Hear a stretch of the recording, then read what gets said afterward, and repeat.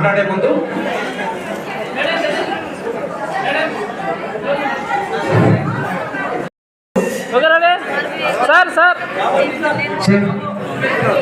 శంకర్ నాయక్ గారు మాట్లాడాల్సిన కోరుతున్నాను.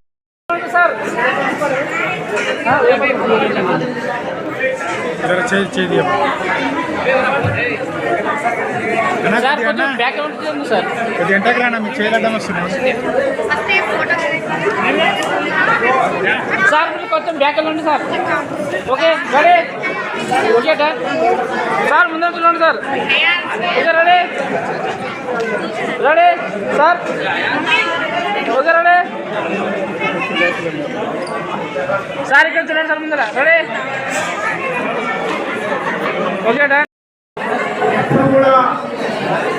ఎల్లప్పుడూ కూడా సుఖ సంతోషంగా జీవితాలను కోరుకుంటూ మరి ఆయన జీవితంలో కూడా ఎంతో మంది విద్యార్థులకు మరి చదువు చెప్పి మరి ఆయన చేతిలో కూడా విద్యార్థులు ఎంతో మంది డాక్టర్లు, ఇంజనీర్స్, మరి ఈరోజు అడ్వకేట్ కూడా చాలా మంది అయ్యారు. కాబట్టి మరి వారు కొడుకు కూడా వాళ్ళ నర్సగారి కొడుకు కూడా ఆయన కూడా అబ్బాదార్ సార్ మంచి డాక్టరు, ఆయన పైలో ఉండడు. వాళ్ళ కూడా కూడా డాక్టరు, ఆమె కూడా పైలో ఉండరు.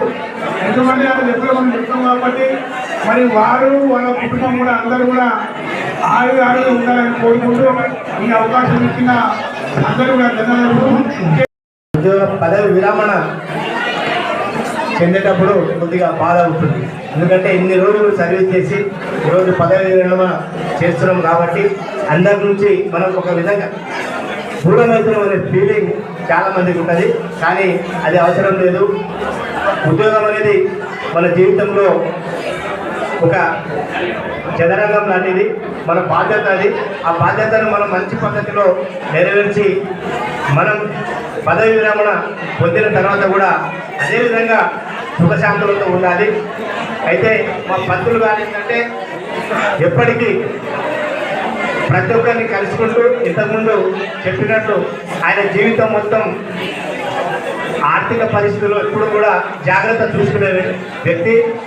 ఆయన మొత్తం సైకిల్ తీసుకునే తాండ్రులు మొత్తం దొరుకుతుండే. ఎక్కడైనా స్కూల్కి పోయినా, బయటికి ఎవరింటికి పోయినా కానీ సైకిల్ మీదనే ఆయన ప్రాణం. మరి పంతులు గారు మరి నేను దాదాపు 3-4 సంవత్సరాలు ఒకటే కాంపౌండ్లో ఇంటి పక్కకి ఇల్లు మేము ఉన్నాం.